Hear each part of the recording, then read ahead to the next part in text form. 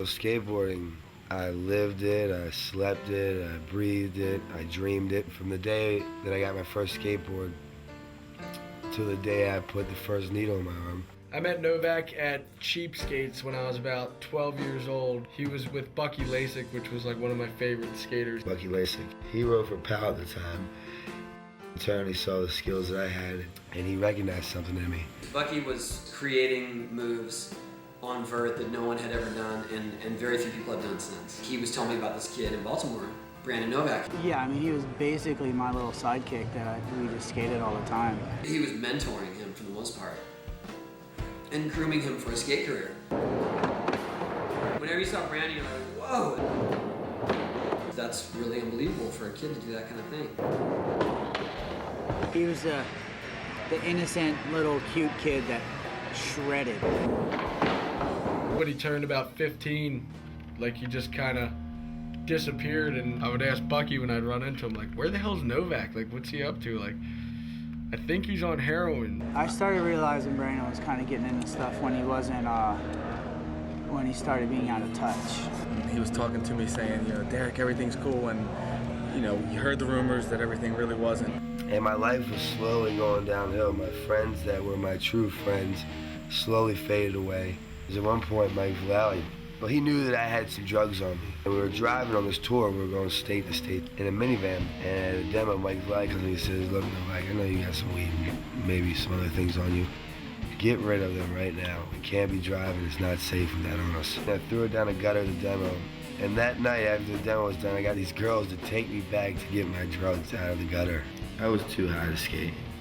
I remember one time I did anyway. It was Halloween when I did a demo. And I literally stopped in the middle of the demo and just threw up right on the fucking course, And I get a phone call one day, and it's Mike Valley. He said, Novak, we have two options we could do with you. So the ultimatum's now on the table. Clean up or remove myself from the team. And something I worked so hard for since probably 6 years old. I didn't even have a full breath of air in my lungs before I said I'm done. That day, not only did I quit my sponsor, I quit caring, I quit believing, I quit having hope in anything. It was just so easy just to get high. Now that I'm off PAL, I have no more responsibilities, so I decided I needed to go out and celebrate. It's so fucking sick, man. I celebrated by quitting my love-long dream.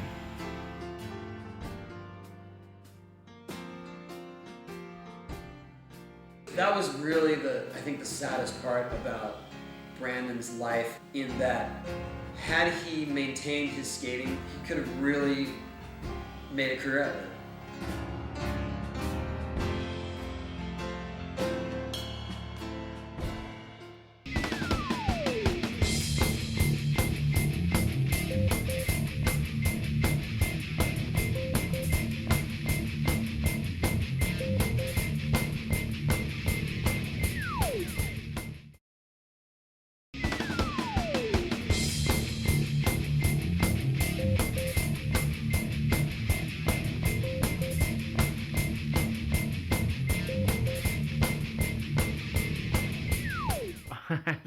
What's that, a school picture? Yeah, with his American flag.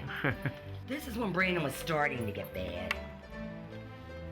Gotcha. And this is when Brandon was bad. What is he dressed up for? He was in a wedding. Oh, okay. He was a ring bearer. He's a cute kid with a normal childhood. You could see that. What is the first memory where you knew that Brandon was using drugs or involved in drugs?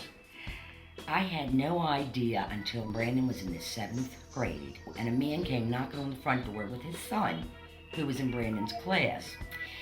And he said, your son has my son's skateboard and I want it back. I said, what? It seems like Brandon had sold this kid drugs. The kid didn't come through with the money, so he took the kid's skateboard. That's the first time I had any idea anything crazy was going on. But I found bongs and the roach clips and the papers and then the pot and the little pink bags and the pills. She would tell me over and over, like, you're killing me. And I was so fucking selfish.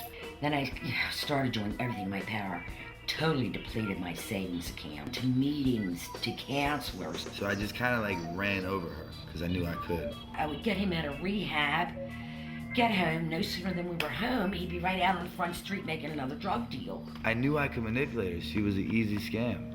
Why did he get thrown out of high school? Drugs. I would rob from her purse. I just robbed her blind. I was sleeping with my coat, my car keys, my pocketbook in bed with me. We made a date. She was going to meet me at the marina at 7 o'clock. That's our first date. And she's all in tears, and she says her son Brandon had taken her car and had wrecked it. So that was my first experience with Brandon. I had the whole back bedroom full of Christmas gifts wrapped up for my grandchildren. Stole every single Christmas present out of the house. His mother became aware that some checks were missing out of her checkbook. And then I got a letter in the mail saying you're overdrawn by so many thousand. I said, what? It was like taking fucking candy from a 2-year-old. He does anything he wants to do, whenever he wants to do it, and there's never any consequence to it. I wasn't worried about the consequences. My top priority was the cash for the Doge. Pat told me that, he had a drug problem, then she has 3 children, 2 are wonderful. And my daughter, who is a lovely girl, married to a wonderful boy from a good family, all physicians. One's a lawyer. I have a son that's an attorney in Washington, D.C. And she's got this bad seed. My son's taking him into his home. My daughter's taking him into the home. He steals from them. He'd jump in bed with me. He'd be so crazy high. Think I was a girlfriend, you know what I mean? I'd say, get out, Brandon. I've never seen him care about anything but himself. I bailed him out of jail from Colorado to Texas to New York. The last time he got out of one of the jails, and I sent him money to get a plane home, he never even got out of the airport. BWI that he got arrested again. He got arrested in the airport? At the airport for bringing drugs. He just got out of jail. So he went to make a deal in a very bad end of town, and he got beat up, bleeding. His face, he was busted up, he was beat up so bad. The drug dealers were calling and threatening my life on the phone. It was just Brandon and I living there. They were appearing at my house at night. He said, are you Novac's mother? And I said, yes. He said, we want the money. And then that's when I said, I have to change the locks. She just changed the locks, and when I came in, she talked to me through the door. I said, I can't do it anymore, Brandon. I physically and mentally cannot do it. You're killing me. And she was crying the whole time she did it. God knows she didn't want to do it. And I knew how bad I was, but the only thing that mattered was getting another fix. And once I got it fixed, everything was better again, as it's sick. The kid was tearing my heart out of my body, and I couldn't do anything about it. She actually said she felt better when she knew he was in jail, because at least she knew he wasn't dead on the street. She actually thought every time the phone rang or somebody knocked at the door, especially later at night, they were coming to tell her. And as horrible as this sounds, every night I'd go to bed, I'd wait for the call. And I'd wait for the call, and I'd wait for the call. And so many nights I'd go to bed and I'd say, I can't stand it anymore, let me get the call tonight. What do you mean, the call? That he was dead. What a mess. It's so amazing to me that one white little powder can ruin whole lives. Not just one, but whole lives. It just doesn't seem right.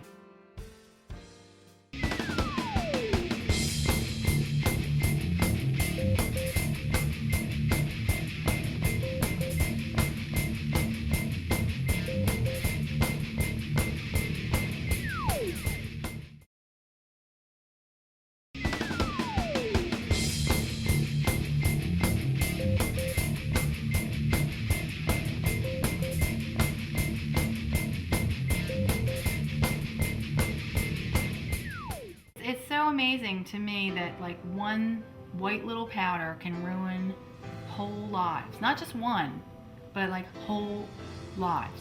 It just doesn't seem right. I met Novac at Cheapskates when I was about 12 years old.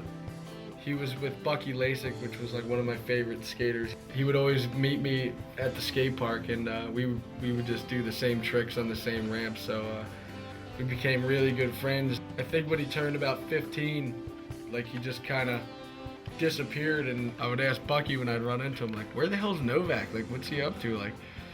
I think he's on heroin. Seriously, I mean, he's really skinny and he looks like shit, and people around town have been saying that he's just been partying it up, and it was true. I definitely knew that he was having problems. I had heard through the years various rumors and sightings and things, and it didn't sound like he was doing very well.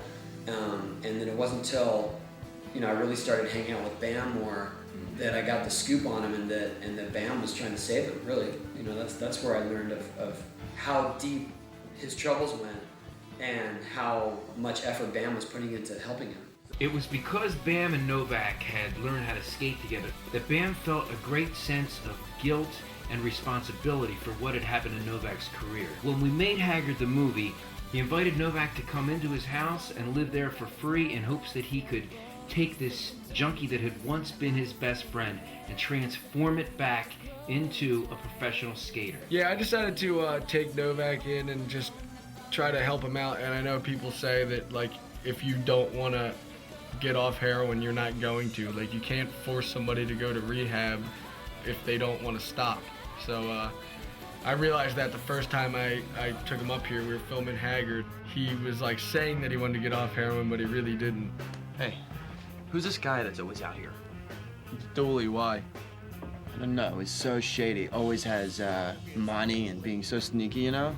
And I was high the whole time making that movie, you know, whether it was pills or dope.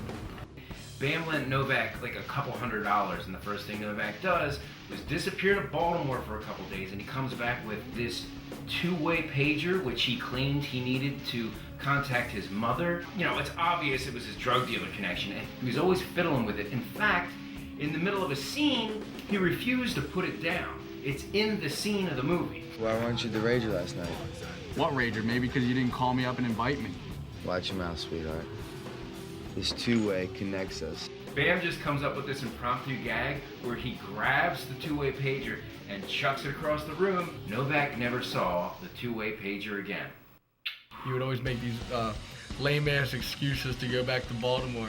Yeah, I gotta go back to Baltimore and get like these pair of jeans that I love because they're such good pairs of jeans. Like, you're going back to Baltimore for a pair of jeans, and then he'd come back and be like, so where are these jeans that you love? Yeah, the guy fucking tossed them, man. Like, I went down there and, you know, the jeans weren't there no more. It's just like... Novac always had this sob story that he became a drug addict to escape his problems. He always had these problems. Like, who doesn't have problems? I've been shooting heroin to forget about all my problems. So not only am I overcoming the biggest fight of it all, which is quitting heroin, then I have to deal with all the problems that I've been avoiding and putting off by getting high for 6 years. It was just a sob story calculated to gain sympathy from everyone around him so he could continue to be a complete screw-up. Dude, I gotta check. I mean, you just got back to Baltimore. I'm fucking shady right now. Like, yeah. I respect 100%. I got cigarettes, phone card, tickets that I need to come out, and a receipt for what I paid today. What else is going on in there? Seriously, just fucking... No, I completely will tell you. Take it all out. Fuck. I completely will tell you. Take the whole thing out. Take it all out. It was very stressful. Bam was trying to help him, and we were all trying to help him. People brought me in and like they had to fill out, like Abe had to hide her purse, and the whole crew was always on standby with me. You know, Westchester's this sleepy little college town. Like, these suburban kids, they'd never known a heroin addict. They'd never seen anyone destroy their family's lives with this shit. They thought he was cool. They thought it was awesome to go to the bar and buy the heroin addict drinks and listen to his cool stories. Yes, mate, what can I get you? 2 shots filled to the brim with alcohol. He was being rewarded. He was given positive reinforcement for doing nothing all day. He wasn't skating. Novac, what'd you do today? Worked on getting clean? You worked on getting clean. Sounds like a euphemism for I watched television all day. His situation just got worse and worse and worse and worse. 2 people that helped Novac's career take off. Tony Hawk and Bucky Lasik both came around to make cameos in Haggard the movie. I gotta take you in. No, for the love of fuck's sake, you can't take him in. I gotta make an arrest here. I had a complaint. Wait. I got the sports watch. You can have it here. It was supposed to be this big happy occasion. Bucky and Tony are in town.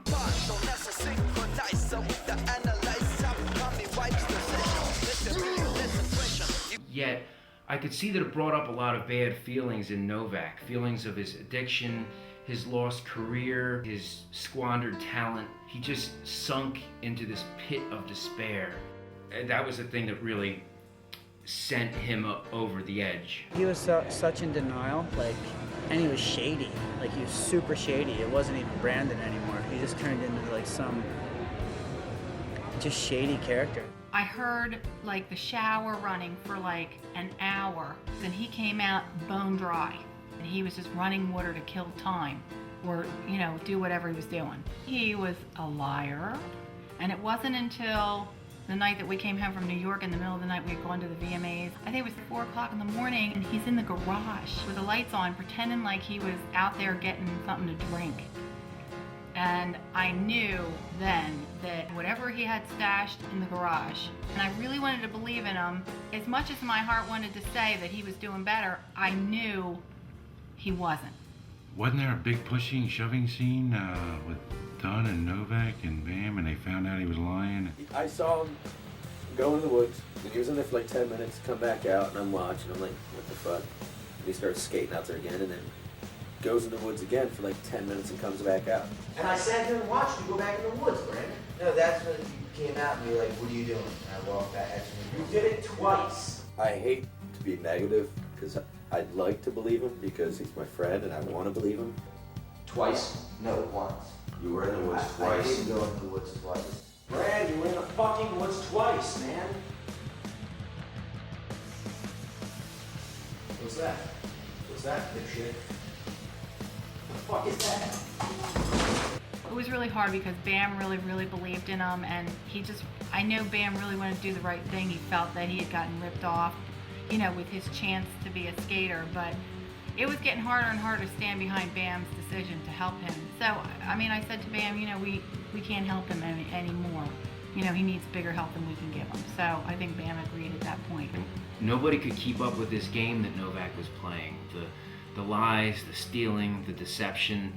Nobody could take it anymore. And finally, Bam one night grabbed a duffel bag, went down where Novac was stone on the floor, threw the bag on him and said, Novac, pack up your stuff. You're going back to Baltimore tonight. The irony is that Brandon didn't even have any possessions to put in the duffel bag.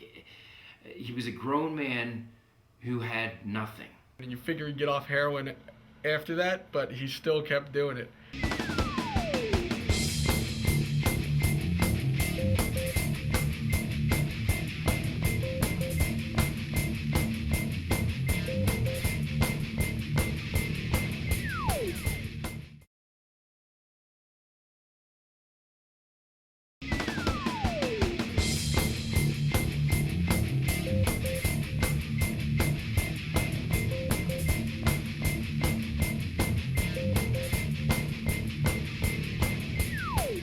Aside from the fact that he was a heroin addict, he seemed like a overall decent guy. I tried to help him in every way that I could. You have the new tattoo. To get that kind of ink put on your body, you've got to be pretty determined. I thought that it would help me, but a tattoo doesn't mean shit. I don't give a flying fuck about your tattoo.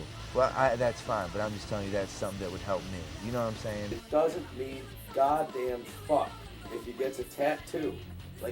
You're not gonna get him off fucking heroin by going and paying for a stupid fucking tattoo on his belly. It's not gonna change a damn thing. Did you ever get so mad you wanted to pound him into the ground? Tons of times. I wanted to rip his face off. Brandon was the most frustrating guy I've ever had here. We gave him numerous chances. At least for a little while, I thought he was gonna be cured, but he was in the devil's pit here in Baltimore City, so there's too much temptation and it's too easy to access anything like that. It's sick, but not only do you become addicted to the physical drug itself, you become addicted to the whole lifestyle. It becomes a pattern, a routine. I wake up in the morning, the first thought was heroin. When I needed him and he couldn't be found, I would go downstairs and maybe find him crashed out, waking him up, getting him to do his work, and seeing him running around, and 2 seconds later finding him in the corner, nodded out. It's a routine that you have to break. It's kind of like if someone quits smoking. They usually say the hardest time to not have a cigarette is after dinner. You build a routine to it. So you have to change your whole way of life. Can I cuss? Yeah. It's just such a fuck up for so long that I couldn't handle it anymore. It must be the most amazing drug in the world to take. I can't imagine what it makes you feel like. I shoot it. As soon as it gets hits my vein. Any problem prior to, before you shut up, is gone. It got to a point where I think we almost became a crutch, and we were allowing him to act the way he was. It's like a feeling like no other, man. It's so indescribable. It just makes you numb to the world. We couldn't make the decision for him to kick the drugs. He had to do it for himself. He didn't want to recover. He was living in makeshift hobo houses made out of boxes. He was living with a friend, and the friend was a druggie. The mother would throw them food on the back porch and wouldn't let him in the house. These are human beings we're talking about here. That's how bad it got. He is a good guy, and he does mean well, and everybody should find some kind of happiness in life, and hopefully he will. What's the closest you ever came to dying? I'm overdosing. Dude, one time I went to this abandoned house, right? Sole mission was to kill myself. And I shot 5 pills of dope at once. And I was out, man. The job was done. And out of nowhere, some other junkie came in the house and fucking brought me back, man. What, he called the ambulance? Slapped the shit out of me, gave me CPR. No shit. Yeah, it's pretty funny. A fucking dope fiend junkie with nothing, just like me, knows how to do shit like that. A 9 to 5 guy, probably 9 out of 10 times, doesn't know CPR or how to bring someone back. But junkies do.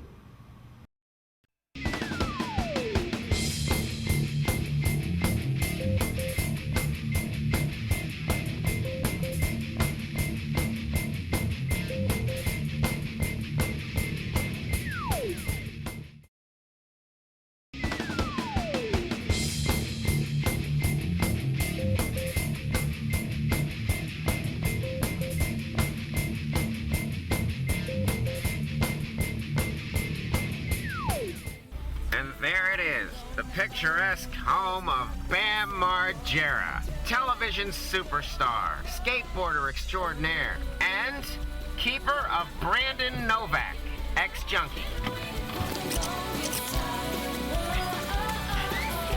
Yo, Novac, get your ass out of bed. It's time to go to Baltimore for your homecoming. I walked down memory lane, and I'm quite excited about it.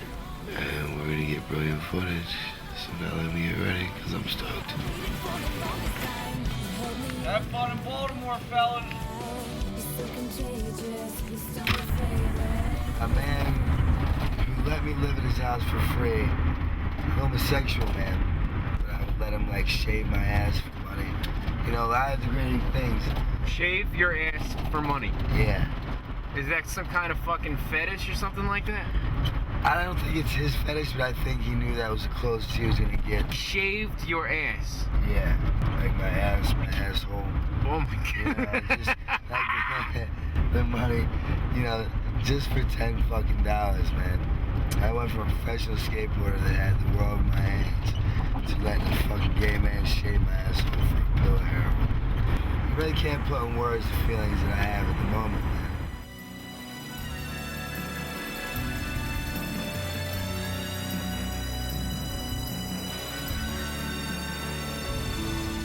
This is the first time I've been back here in 3 years. This place was hell on earth. Behind this garage door is where I lived. What's funny, as you can see, is it was someone's house above, so I always had to hide and sneak in. I had to come late at night and leave early in the morning. I was living like an abandoned dog.